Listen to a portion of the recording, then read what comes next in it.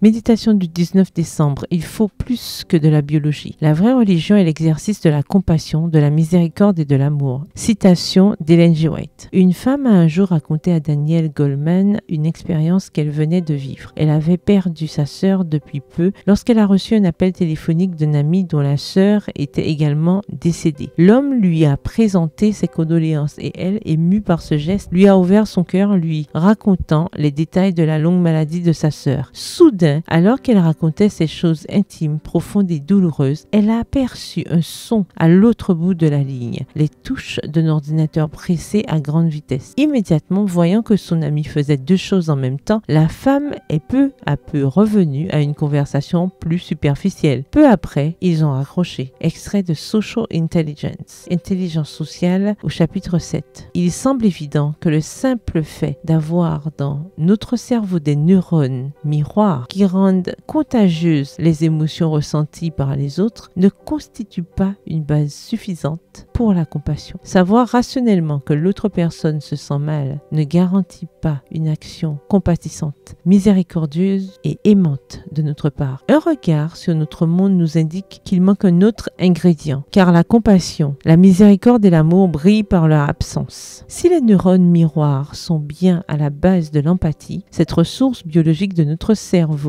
ne suffit pas pour faire justice et aimer la miséricorde. Voir Michée 6, verset 8. Un engagement chrétien est nécessaire. Une conscience sociale fondée sur la foi et l'amour est nécessaire. Le pas entre appeler une personne qui souffre parce que nous pensons que c'est la bonne chose à faire et nous intéresser vraiment à cette personne demande le concept préalable selon lequel Dieu nous a tous créés et nous appelle à être la lumière, le salut et le soutien de l'humanité souffrante. C'est ainsi qu'en plus de ressentir de manière intuitive et par réflexe ce que l'autre ressent, neurone miroir, nous pouvons répondre avec compassion, engagement chrétien. Cette somme de neurones miroirs et d'engagement chrétien est ce qui nous prédispose à la bonté exercée de manière cohérente, non pas pour faire taire une culpabilité interne ou pour nous sentir mieux en aidant quelqu'un, mais parce que c'est notre mission, notre vocation. Une empathie réelle fondée sur des principes bibliques solides est une compagne idéale pour toute femme chrétienne. Le verset du jour se trouve dans Isaïe 58, le verset 10 dans la version Summer. Si tu donnes ton pain à celui qui a faim et si tu pourvois aux besoins de l'opprimé, la lumière luira sur toi au milieu des ténèbres et ton obscurité se changera pour toi en clarté de midi. Bonne journée, que l'Éternel vous bénisse.